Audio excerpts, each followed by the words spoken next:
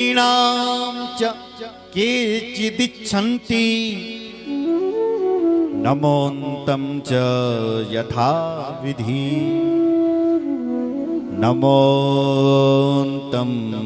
च यथाविधि। इस विधि से आप मंत्रों का जाप करें। माताओं को चाहिए अब कौन सा मंत्र बोलना आपने? नमः शिवाय नहीं, शिवाय नमः। ओम लगा सकते हैं। ओम शिवाय नमः। और भाइयों आपने कौन से मंत्र का जाप करना है? ओम नमः शिवाय। नमः शब्द आपने पहले बोलना है और माताओं ने बाद में बोलना है। तो अगर आप इस विधि से आप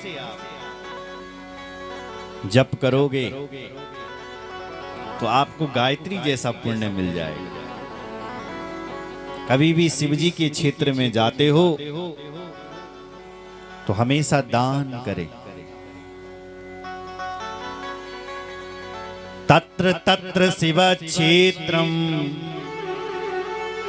तत्र तत्र निवासिना मोक्षार्थं कृपया देव क्षेत्रं कल्पितवान् प्रभु। क्षेत्रं कल्पितवान् प्रभु। तत्र तत्र शिव क्षेत्रम। शिव जी के क्षेत्र में जाएं तो 3 काम बल अवश्य करने चाहिए।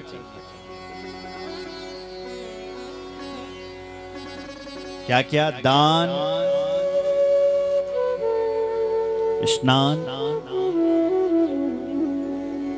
और जप अवश्य करना चाहिए। तीर्थ क्षेत्रम सदा कार्यम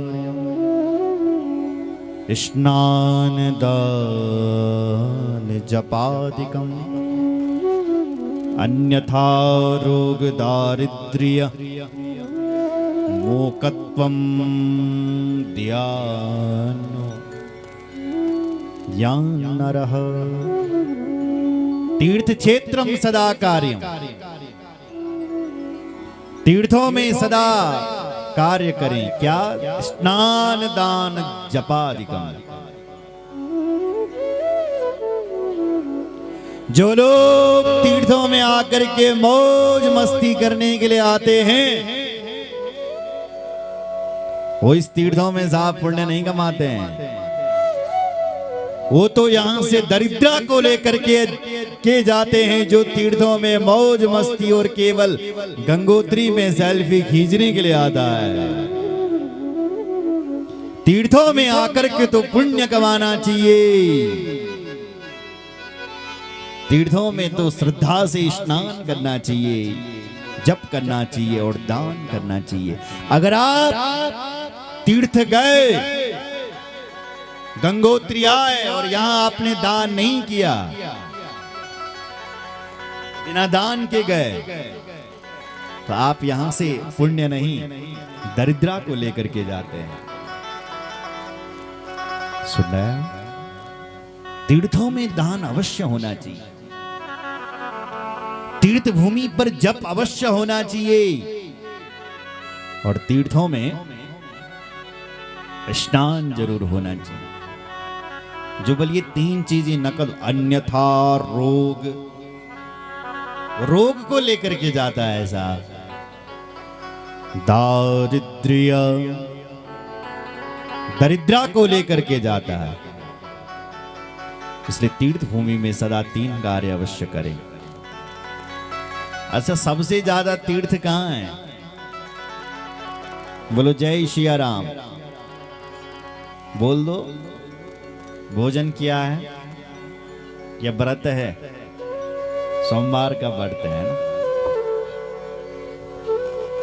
तो आज यदि राम जी का नाम ज्यादा बोलोगे तो ज्यादा पुण्य मिलेगा। राम भी बोलते हैं तुम पुनि राम राम दिन रात। राम जी भी तो राम राम करते हैं सब। हिमवद गिरिजा गंगा पुण्या सतमुखा नदी पुण्या सत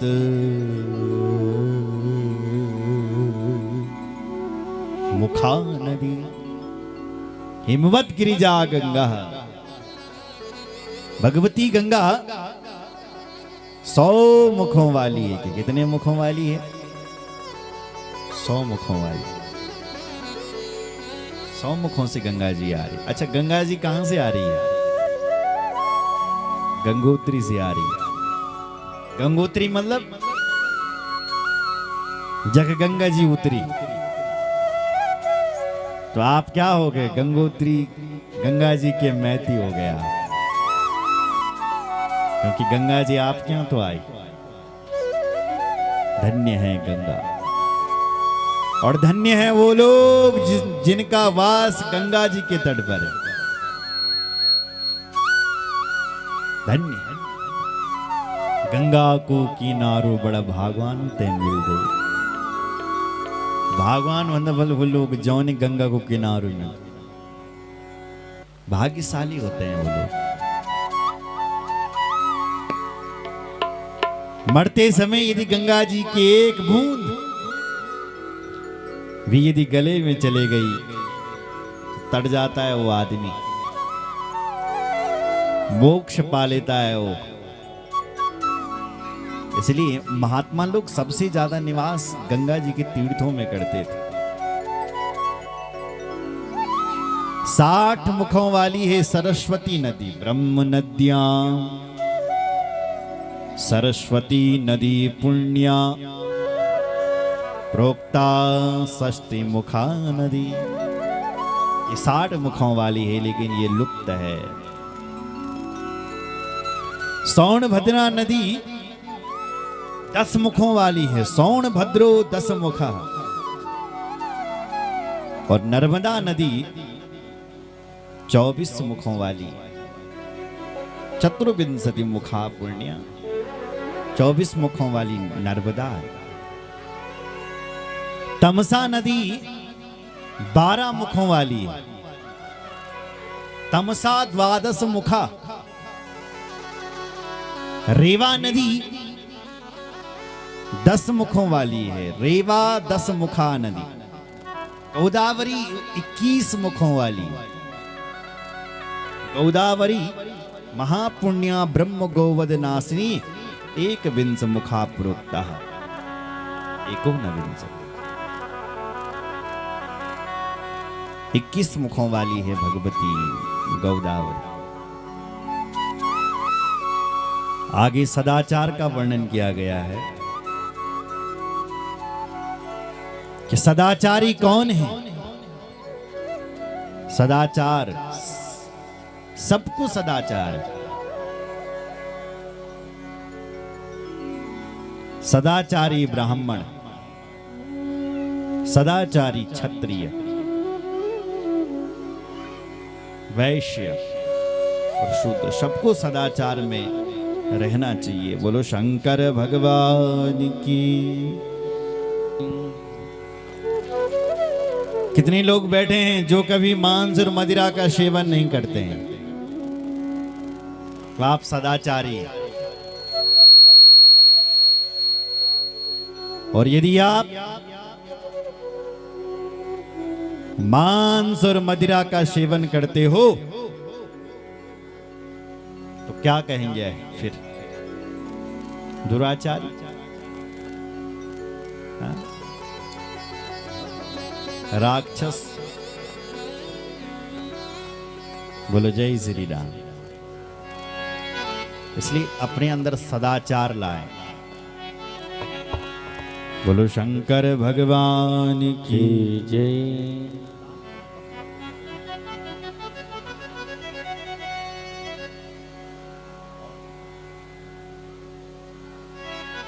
हर हर महादेव। ओमकार का वर्णन किया गया है। जो प्रणव है, ओमकार है, वो ओमकार भगवान शिव जी के मुख से सबसे पहले निकला। उपादिशम निजम मंत्रम ओमकार मुरुमंगलम। ओमकारो मन मुखज्ञे ये प्रथमम मत प्रबोधक। उपादिशम निजम मंत्रम। देखो भाई, ओमकार के बिना तो कोई मंत्र ही पूरा नहीं है।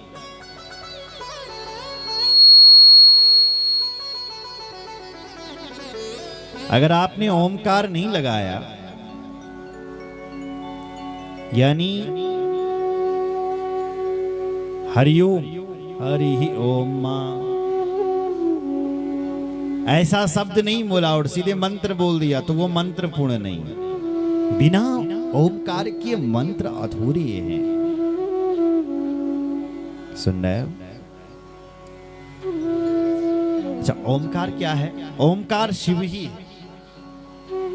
भगवान शिव जी कहते हैं जो ओमकार का स्मरण करता है वो मेरा स्मरण करता है। हमारा बड़ा बड़ा महात्मा तोंगम कोई बड़ा बड़ा मंत्र न होता, बस एक ही मंत्र है, ओम। ओम। अगर किसी से कहो कि तुम ओम ओम का उच्चारण करो तुम्हें सिद्धियां मिल जाएगी, वो हंसेगा। हमारो ना सुनियो कल। और अगर कोई तांत्रिक वाला मंत्र दे दे तो लोग तांत्रिक से आजकल बड़े प्रभावित होते हैं। अरे वो बाबा बड़े चमत्कारी हैं साहब। बोलो जय श्री राम।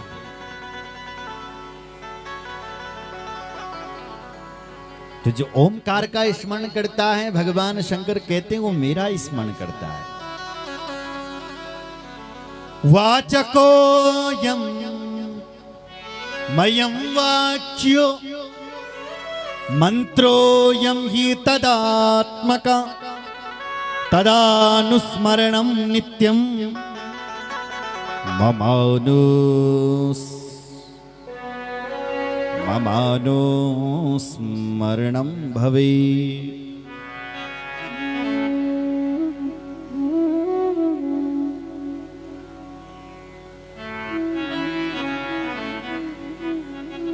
जो कोई ओमकार का उच्चारण करेगा, भगवान शंकर कह रहे हैं वो मेरा ध्यान करता है। तदानुस्मरणम नित्यम ममानुस्मरणम भवे। जो नित्य उठ करके ओम ओम ओम ओम का उच्चारण करता है,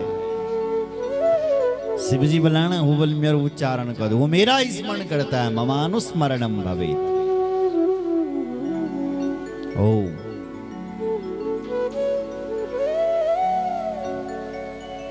रोज अपनी श्वासों को खींचे। आप प्राणायाम करें, श्वासों को जोर से लें और फिर धीरे धीरे करके छोड़ें। एक ध्वनि निकलेगी, शब्द आएगा। जो शब्द होगा शिवोहम शिवोहम शिवोहम, हम शिव हैं।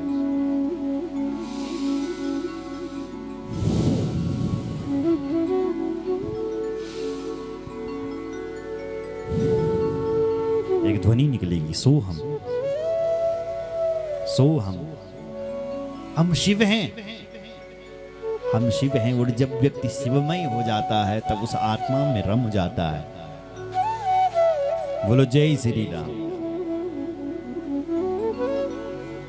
इसलिए ओमकार का स्मरण करें। ब्राह्मणों के लिए लिखा है कि वो गायत्री का जाप करें। पूर्ण ब्राह्मण तब है जब 12 लाख गायत्री का लक्ष्य 12 युक्तस्तु पूर्ण ब्राह्मण ईरितः।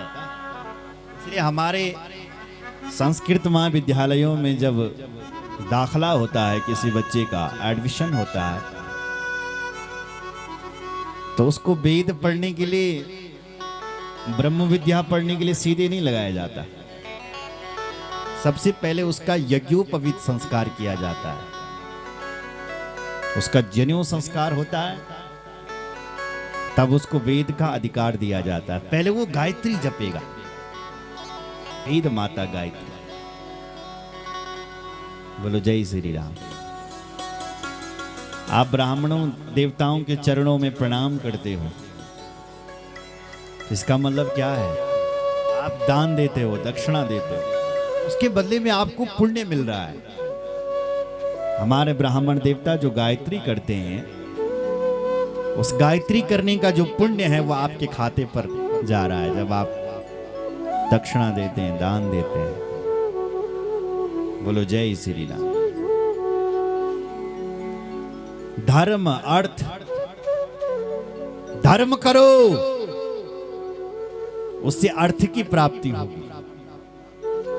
अच्छा, जब अर्थ आएगा तो उससे भोग होगा, और जब भोग होगा तब वैराग्य होगा, और जब वैराग्य होगा तब उससे मोक्ष हो जाएगा। धर्म अर्थ के लिए होता है। देखो, हमारे ब्राह्मण देवता कहते हैं आप अनुष्ठान कराओ, नहीं कहते आप ये शिव पुराण का अनुष्ठान करवा रहे हैं, तो इससे आपको अर्थ भी, भले अर्थ खर्च हो रहा है, धन तो खर्च हो रहा है, लेकिन इससे तुम्हें अर्थ की प्राप्ति जरूर होगी। धर्म से अर्थ आता है। जब व्यक्ति धर्मात्मा होता है तो भगवान उसको सबसे पहले धन ही तो देते हैं। आप होकर के देखो, मर्यादा में रहो, धर्म कर्म से रहो, तो तुम्हारे पास धन की कमी नहीं होगी। भगवान खजाना खोल ही देगा। धर्म से अर्थ आएगा, अर्थ से ही धर्म होगा। अच्छा, जब पैसा आएगा आपके पास तो उससे क्या होगा? आपका भोग होगा, आपकी सुख सुविधाएं जो है वो पूर्ण। जब पैसा आएगा तो अच्छा मकान बनेगा आपका, धन आएगा तो अच्छी सुख सुविधाएं होगी। अच्छा, जब आप भोग कर लोगे, भोग कर लोगे, तब उस भोग से आपको वैराग्य होगा।